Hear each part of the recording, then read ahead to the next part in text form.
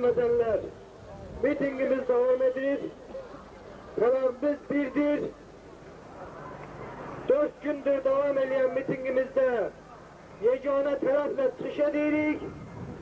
Demokrasiyanı seven bütün kuvvelerin bizim bu taraf hoşuna gelmelidir.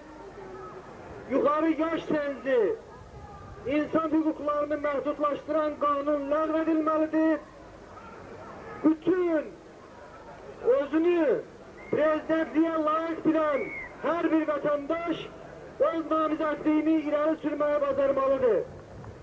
Bu talebimiz yerine yetmeyene kadar biz mitingimizi devam ettirdik. İndi ise vaziyet hakkında danışmak için sözü mitingin teşkilat grubunun iştirakçısı, biz kariyerci efendileri doktoru, Profesör Hazbalı Aftalıbova söz vereceğim. Olabilir bizim güzellik. Bana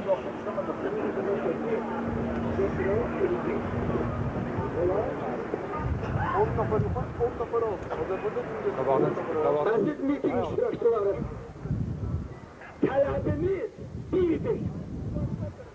O talep yerine getirilmeyene kadar biz burada mitingimizi devam ettireceğiz. Yine de deyirəm, sesiya olsa da, olmasa da talebimiz yerine getirilmeyene kadar her gün mütemadi biz mitingimizi devam ettireceğiz. Talebimiz birdir. Prezident seçkileri üzere Respublika Konstitusiyasının antidemokratik yukarı yaş senziyle alakadar beynelhalk insan hukuklarına zidd olan 121. maddesinin 2. bendi lağvedilsin. Beynelhalk alemde müstakil devletler birliğinde Respublika'da büyük nüfuza malik olan Heydər Əlirzoğlu Əliyev prezidentlik namizədliyi qeydiyyata alınsın. Bu talep yerine getirilmeyinceye kadar biz mitingimizi her gün, her saat lazım olarsa gece gündüzse biz özümüz sonradan diyeceğiz. Burada kalıp hemen bu ak binada olanlardan talep edeceğiz. Yine de deyirəm. Talebimizin yarısını söz veriblər. Deyirlər istəyisini elə bu saat bu talebi ləğv edir. Biz ise talebimizi yarı kabul ettirmek istemirik. Talebimiz bütündür. Talebimiz yerine getirilmeye kadar miting devam ediyor. Eşk olsun Heydər Əlirzoğlu Əliyevə. Eşk olsun.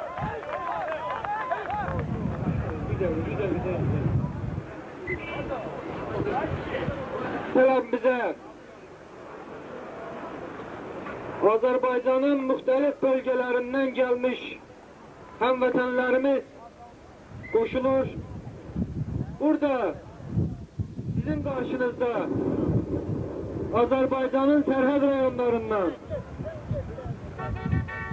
Azerbaycan'ın kaynar noktası Şuşa'dan, Azerbaycan'ın düşünen beyni Bakı şehrinden, muhtelif teşkilatlardan çıxış eləmək üçün söz istəyirlər. İndi isə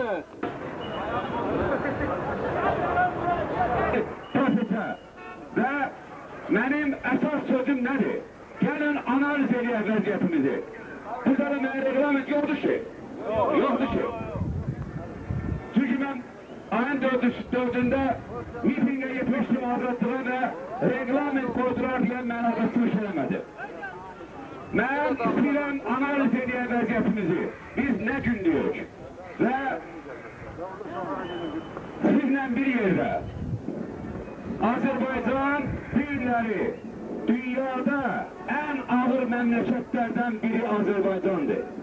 Mən bu sözü keçən ilin avqustun 8-də aşağıdakı binada prezidentin üzünə 3 saat təhvətə söhbətdə ona dedim. Dedim, Səddamın və Yugoslaviyanın sənin vəziyyətin çox ağırdır. Lakin sənin vəziyyətin Səddamdan da pisdir, ona görə ki, Səddam nə qədər İraqın vəziyyəti ağır olsa da 500 nəfər ərəbin qabağına çıxır və ona alqış deyirlər. Sən öz xalqınla da görüşə bilmirsən. Nə qədər olacaq, Lenin şəkil otağında açılmışdı.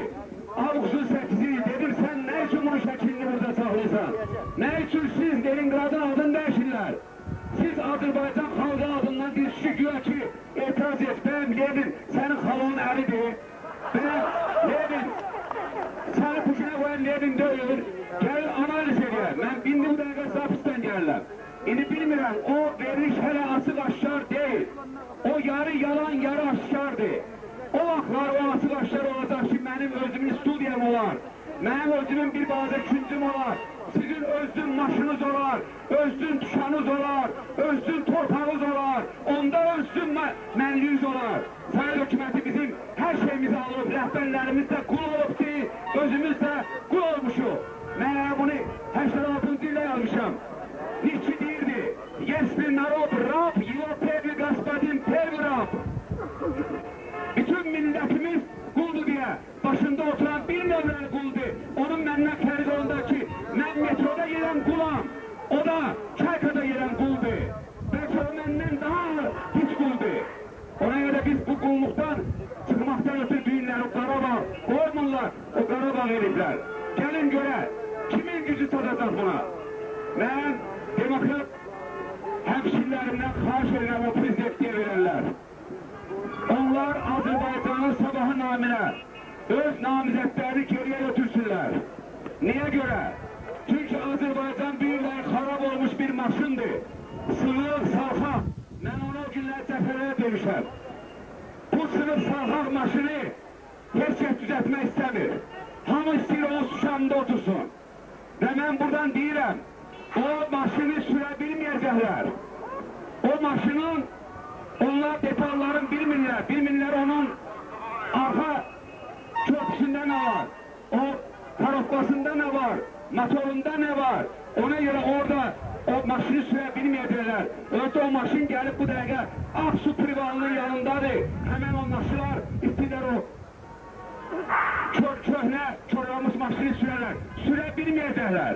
Və onu ilə həm də demokratik proses qəzaya uğrayacaq. Mən onlardan xahiş edərdim. Bu maşının yiyəsi var. Bu maşının strukturasını biləm. Yeganə şəxsiyyətdə o da Heydər Əliyevdir.